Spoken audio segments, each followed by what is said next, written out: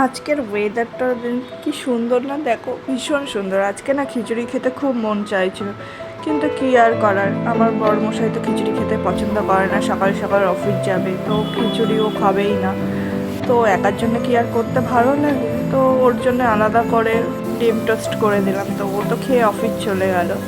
তো নমস্কার সবাইকে, আমি পিঙ্কি চলে এসেছি নতুন একটা ব্লগ নিয়ে।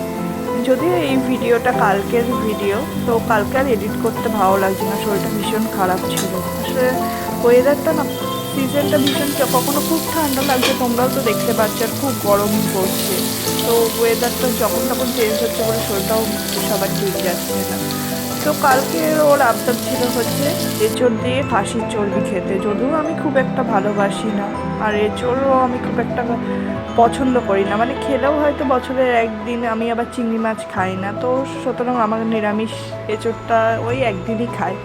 কিন্তু খাসির চর্বি দিয়েও এঁচোড় করতেই হবে। তো এঁচোড়টা প্রথমে ও কেটেই নিয়ে এসেছিলো বাজার থেকে, তো আমার আর কাটাকুটির ঝামেলা করতে হয়নি। তো এঁচোড়টা সেদ্ধ বসিয়ে দিয়েছিলাম গরম জল করে নুন হলুদের মধ্যে। আর চর্বিগুলো যেহেতু একটু বড় সাইজের ছিল, যে একটু নিজের মতন করে কেটে নিলাম একটু পরিষ্কার করে।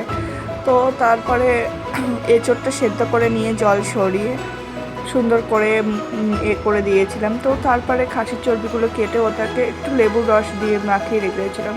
টক দইটা না ছিল না, তখন শেষ হয়ে গেছিলো। তো সেই জন্য ভাবলাম একটু লেবুর রস দিয়ে খাসির চর্বি, জানো তো আমি খুব একটা পছন্দ করি না। তো তারপরে বাদবাকি সব কিছু পেস্ট করে নিয়েছিলাম, কিন্তু সব কিছু আমার আবার পেস্ট ভালো লাগে না, মানে মশলা আর এগুলো।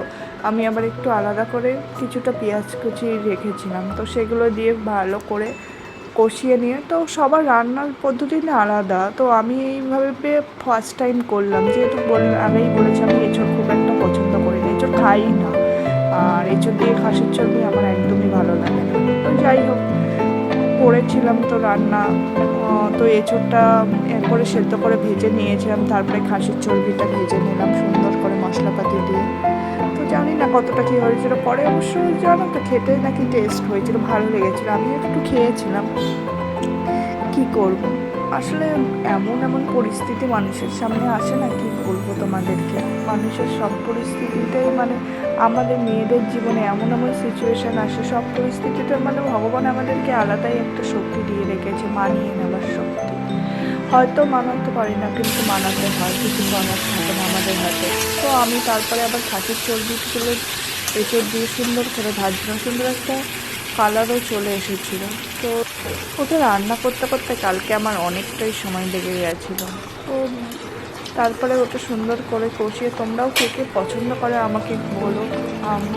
তো রান্নাটা তো মোটামুটি খারাপ হয়নি, ভালোই হয়েছিল। তো যেহেতু তারপরে ভালো করে কষিয়ে দিয়েছিলাম। আজকে ওয়েদারটা দেখছো কি সুন্দর, আমার তো খুব ভালো লাগছে। এমন ওয়েদারে খিচুড়ি খেতে বলো কার না ভালো লাগে, গরম গরম খিচুড়ি, বেগুনি আর সাথে ডিম ভাজা হলেই জাস্ট জমে যায়, আর কিছু লাগে না।